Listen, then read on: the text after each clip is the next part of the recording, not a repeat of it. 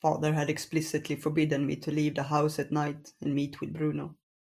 He told me our small rebellion would do nothing else than bring us into trouble. Of course, that did nothing else than want me to leave even more.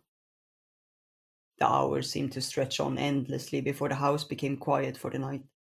But when the time finally came, I jumped from the attic window where my room lay and ran to the forest. None of my friends ever believed me when I said I did it.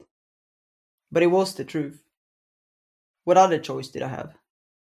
Father wouldn't let me sleep anywhere else, and sincerely believed that the attic would keep me out of trouble. I wouldn't be the one to convince him otherwise. After all, who knew what else he would do to prevent me from meeting with Bruno and the others, if he found out? He had already taken my shoes in the hope that it would stop me from causing trouble, but he hadn't expected me to get used to walking barefoot. I did it all the time now, and only if the snow reached my ankles did I stop and consider an alternative. Luckily, that barely happened in the winter, so there wasn't anything to worry about. At least I'd been lucky and managed to slip my bow from the house before Mother began to worry I would do something reckless with it. Which meant we had a weapon when the right time came to use it. Thinking about it now as I ran made me even more eager for the meeting, and I sped up and sprinted the last part of the way. Today's meeting was important. Bruno had just come back from the valley after spending several days spying on the Queen's soldiers. I guess everyone wanted to hear what he had learned, but none of them were as thrilled as I was. After all, we had put together all our money to fund this mission. That isn't to say that I didn't wish it had been me who had gone instead.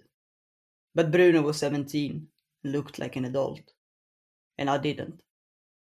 It wasn't fair that I was so small. It also wasn't fair that Emma said that even if I weren't so young and could mingle with the soldiers in town, I would never remember what I'd learned from them long enough to report it. Alex added that I probably would get too jolly and tell them about our rebellion. They did have a point, but still.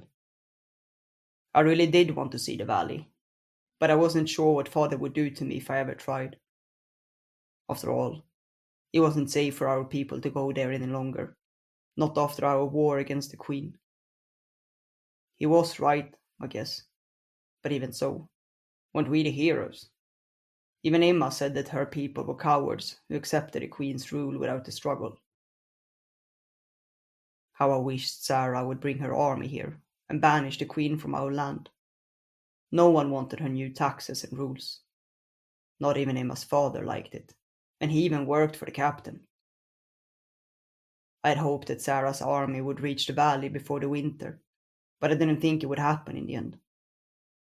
At least when she came, we would be ready to rise against the Queen. I was out of breath when I finally reached our fort.